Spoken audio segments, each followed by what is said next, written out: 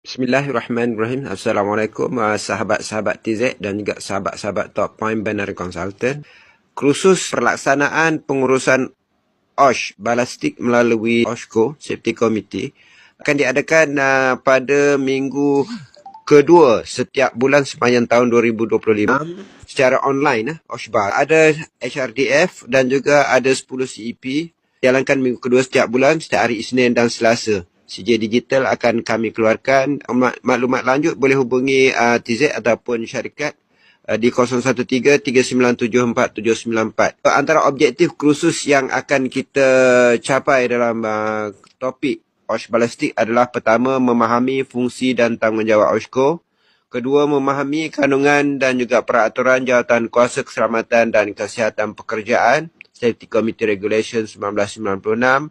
Ketiga, membangunkan Plan Preventive Predictive Safety Management Program atau PPSMP. Keempat adalah memahami 7 peringkat kaedah kawalan pencegahan kemalangan di tempat kerja. Dan seterusnya adalah menjalankan analisa pengenalan pastian hazard, penilaian risiko dan juga kawalan risiko melalui proses HIREC.